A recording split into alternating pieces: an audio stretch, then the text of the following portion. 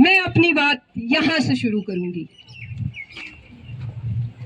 जब अपना काफिला अजमो यकीन से निकलेगा, जब अपना काफिला अजमो यकीन से निकलेगा, जहां से चाहेंगे रास्ता वहीं से निकलेगा, जहां से चाहेंगे रास्ता वहीं से निकलेगा।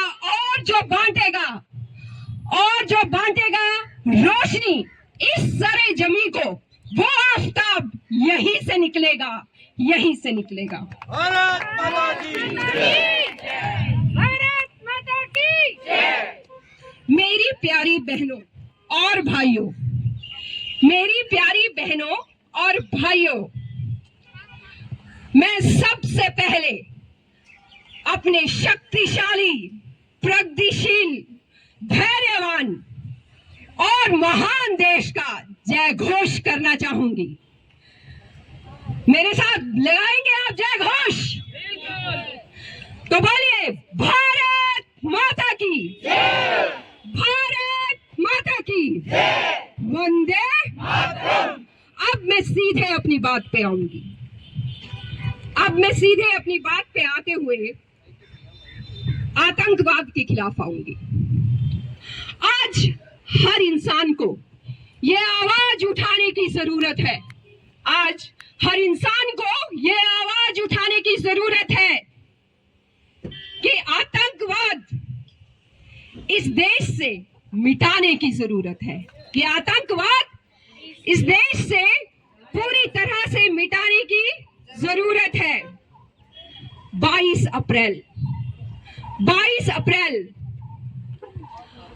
हमारे बलवान निहत्थे थे, हमारे बलवान मगर निहत्थे भाइयों पर गोलियां चला दी गई। बच्चे बच्चे की एक ही आवाज थी, भारत के बच्चे बच्चे की एक ही आवाज थी, बदला बदला बदला और बदला। हमारी प्रधानमंत्री जी ने वो सुनी और सुनने के बाद दृढ़ निश्चय किया।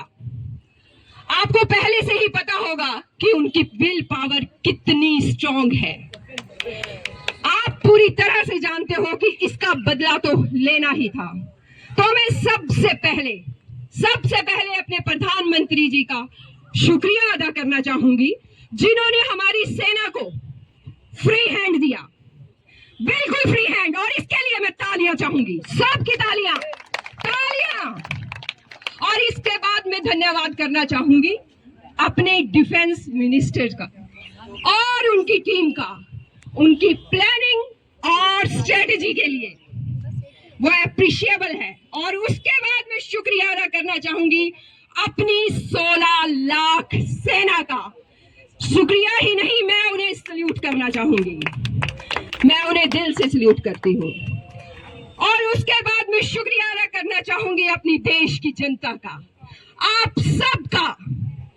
भारत सरकार ने जो जो नियम लागू किए, आप सब ने उन्हें दिल से निभाया और अपने देशभक्त होने का प्रमाण दिया। उसके लिए मैं आप सबका धन्यवाद करती हूँ। आपको पता ही होगा, आपको पता ही है कि इसलिए क्योंकि हमने जो आजादी पाई है वो बहुत कुर्बानियों के बाद पाई है। और अब आतंकवाद के छींटे हमारी आजादी को मैला नहीं कर सकते ना, नहीं कर सकते। जब तक हमारी रगों में खून की एक एक बूंद है, हमें इस बात पे डटे रहना है, हम अपनी स्वतंत्रता नहीं गवाएंगे। 4 दिन,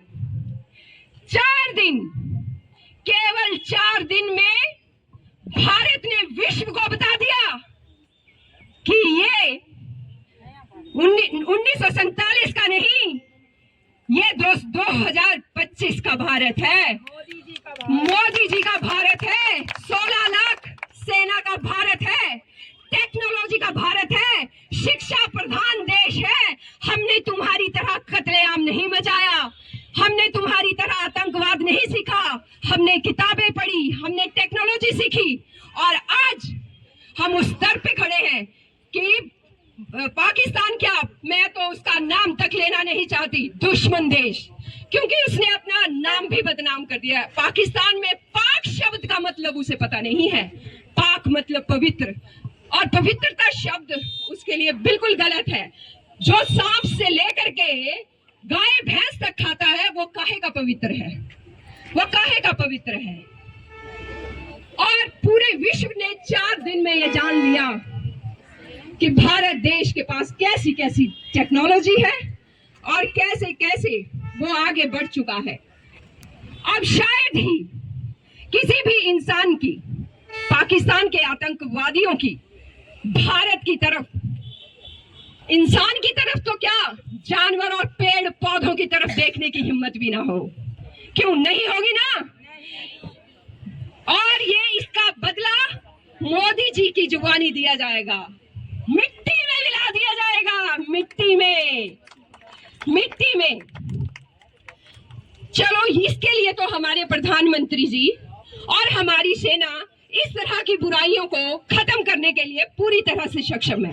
पर हम अपने देश को तरक्कियों पे, बुलंदियों पे कैसे ले जा सकते हैं? कैसे ले जा सकते हैं? जो काम हमें भगवान ने सौंपा है उसको पूरी ईमानदारी के साथ करके। मैं आप सबको यही कहूंगी कि जो काम आपको सौंपा है उसे पूरी ईमानदारी से करें और अपने देश का सीना चौड़ा करें और सिर ऊंचा करें। धन्यवाद।